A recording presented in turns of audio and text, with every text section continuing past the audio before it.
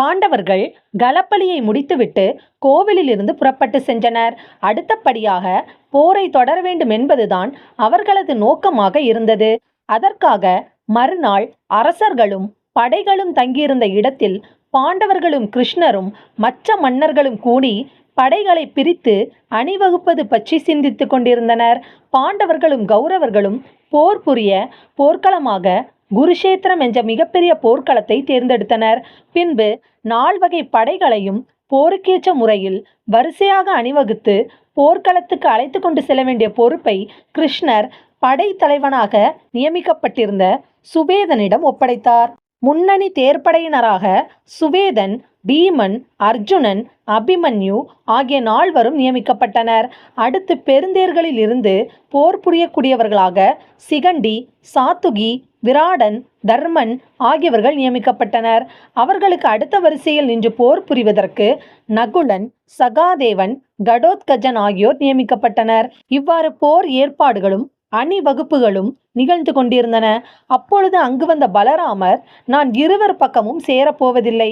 அதனால் இந்த போர் முடியும் வரை நான் தீர்த்த யாத்திரை சென்று வர தீர்மானித்திருக்கிறேன் என்று கூறிவிட்டு புறப்பட்டார். தேர்ப்படை, குதிரைப்படை, யானைப்படை, காலாட்படை என்று 4 வகையாக பிரித்து அணிவகுக்கப்பட்ட பாண்டவர்களின் சேனை 7 அக்ரோணிகளாக இருந்தது.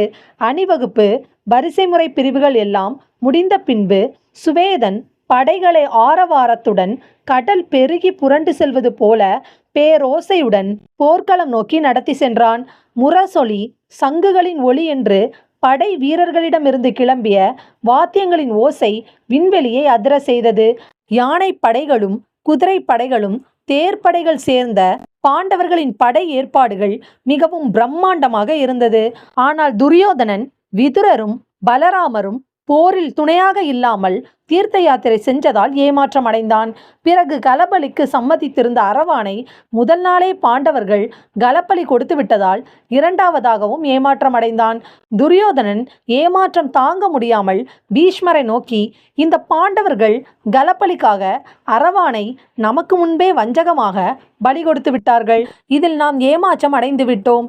இனி நாம் ஜாக்கிரதையாக செயல்பட வேண்டும். பிறகு பீஷ்மரிடம் நம்முடைய படைகளை தக்க முறையில் அணிவகுத்து புறப்பட செய்ய வேண்டும் என்று கட்டளையிட்டான். பீஷ்மரும் உடனே படைகளை முறைப்படி அணிவகுத்து நிறுத்த தொடங்கினார். முன்னணி தேர்ப்படையினராக பீஷ்மர், துரோணர், அஸ்வத்தாமன், பூரிசிரவா ஆகியோர் நின்றனர். அடுத்த வரிசையில் சோமவரதத்தன், பகதத்தன், துன்மருஷனன் ஆகியவர்கள் நின்றனர். அடுத்து கிருதவன்மனும் கிருடனும் சகுனியும் நின்றனர். இவ்வாறு பீஷ்மர் படைகளை அணிவகுத்து கொண்டிருந்த போது கர்ணன் தன்னையும் தன்னுடைய வீரத்தையும் மதித்து முன்னணி தேர்ப்படையில் ஒருவராக பீஷ்மர் தேர்ந்தெடுப்பார் என்று எதிர்பார்த்தான். ஆனால் பீஷ்மர் கடைசியில் மிகவும் பின்னணி படைகளில் கர்ணனை முதல்வனாக நியமிக்க கட்டளை பிறப்பித்தார். இதை கேட்டு கர்ணன் மிகவும் கோபம் கொண்டான். துரியோதனன் கர்ணனை சமாதானப்படுத்தினான். அதன்பின் துரியோதனனின் படைகள் போருக்கு ஆயத்தமாக அணிவகுத்து நின்றன. அப்பொழுது பீஷ்மர் போர் விதிமுறைகளை பற்றி கூறினார். கையில் ஆயுதமில்லாத ஒரு வீரன் மீண்டும் ஆயுதம் ஏந்தும் வரை அவனை எதிர்த்து போரிடக்கூடாது. போரில் காயம்பட்டு போர்க்களத்திலிருந்து வெளியேறிய வீரனை தாக்கக்கூடாது. மேலும் காயமடைந்த வீரனை காக்கும் போர் வீரனையும் எதிர்த்து போரிடக்கூடாது. போரிடாத வீரனை தாக்கக்கூடாது. கதிரவன் உதயத்திலிருந்து மறையும் வரை மட்டுமே போரிட வேண்டும். கதிரவன் மறைந்த பின் போரிடக்கூடாது. போரில் சரணடைந்தவர்களை கொல்லாமல் போரில் வென்றவர்கள் காக்க வேண்டும். மகாரதர்களுடனும் காலாட்படை வீரர்கள் காலாட்படை வீரர்களுடன் மட்டும் போரிட வேண்டும். அதுபோல் மற்ற படைகளும் தம்முடைய தகுதிக்குரிய வீரர்களுடன் மட்டுமே போரிட வேண்டும். போரின் இரவு வேளையில் இரு அணிப்படையினர் ஒருவரை ஒருவர் சந்திக்க விரும்பினால் சந்திக்கலாம். பீஷ்மரின் இந்த போர் விதிகளை பாண்டவர்களும் கௌரவர்களும் ஏற்றுக்கொண்டனர். பாண்டவர் படைகளும் கௌரவர் படைகளும் போர்க்களத்தை நோக்கி புறப்பட்டன. துரியோதனன், கர்ணன் முதலியவர்களும் அணிவகுப்பு முறைப்படியே சென்றனர்.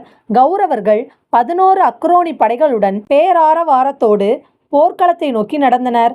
குருஷேத்திர களத்தில் பாண்டவர்களின் படைகளும் கௌரவர்களின் படைகளும் சேர்ந்து 18 அக்ரோனி படைகளாக நின்றனர்.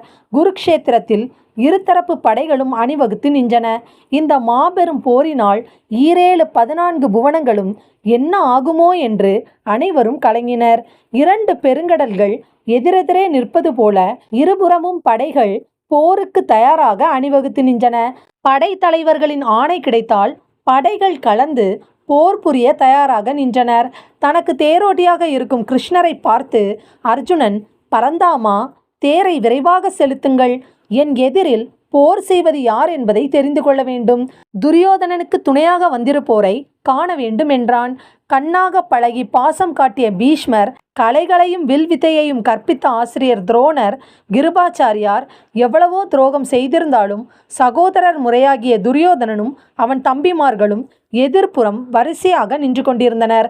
அர்ஜுனனின் மனதில் பாசத்துக்கும் கடமைக்கும் இடையே பெரும் போர் நடந்தது.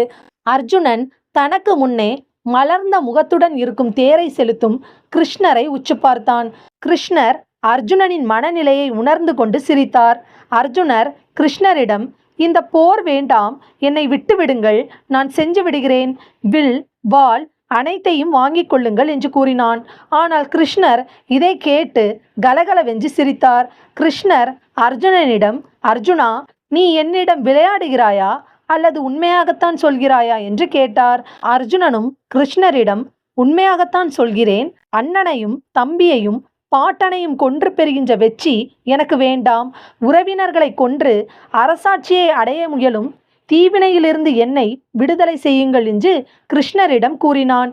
உண்மையாகவே அர்ஜுனன் குழப்பத்துடன் இருக்கிறான் என்பதை கிருஷ்ணர் புரிந்து கொண்டார்.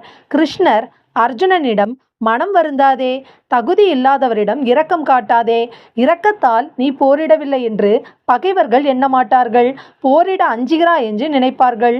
அவர்களின் வினைப்பயனை அவர்கள் விதிப்படி அடைவர். போரில் வெற்றி பெற்றால் இந்த மண்ணுலகம், வீரமரணம் அடைந்தால் பின்னுலகம். அதனால் நீ துணிந்து போர் செய்ய வேண்டும் என்று அறிவுரை கூறினார் கிருஷ்ணர். கிருஷ்ணரின் அறிவுரையை கேட்ட அர்ஜுனன் மனக்குழப்பம் தீர்ந்து, நீங்கள் கூறியபடி நடக்கிறேன் என்று கூறிக்கொண்டு போருக்கு தயாரானான் அர்ஜுனன். கிருஷ்ணரும் பாண்டவர்களும் போரை தொடங்குவதற்கு முன்னால் எதிர்ப்பக்கம் இருந்த கௌரவர்களிடம் சென்று தங்களுக்கு வேண்டியவர்களை சந்தித்துவிட்டு வர தேரின் மேலே ஏறிக்கொண்டு கௌரவர்கள் படை நின்று கொண்டிருந்த இடத்திற்கு சென்றனர். முதலில் அவர்கள் பீஷ்மரை சந்தித்தனர். கிருஷ்ணர் பீஷ்மரிடம், இந்த போரில் பாண்டவர்கள் பக்கம்தான் நியாயம் இருக்கிறது, இது தங்களுக்கே தெரியும். இப்படி தெரிந்திருந்தும் பாண்டவர்களை எதிர்த்து போரில் நீங்கள் முன்னணியில் நிற்கலாமா? நீங்களே இந்த போரில் தலைமை தாங்கி நின்றால் பாண்டவர்கள் எப்படி வெற்றி பெறுவார்கள் என்று கேட்டார். பீஷ்மர் பாண்டவர்களிடம், போரில் வெற்றி நிச்சயமாக உங்களுக்கு தான். எதிர்கால உலகம் தர்மனது இன்பம் நிறைந்த செங்கோலாட்சிக்காக காத்து கொண்டிருக்கிறது. நான் விரைவில் இறந்துவிட்டால் உங்களுக்கு சீக்கிரமே வெற்றி கிடைத்துவிடும்.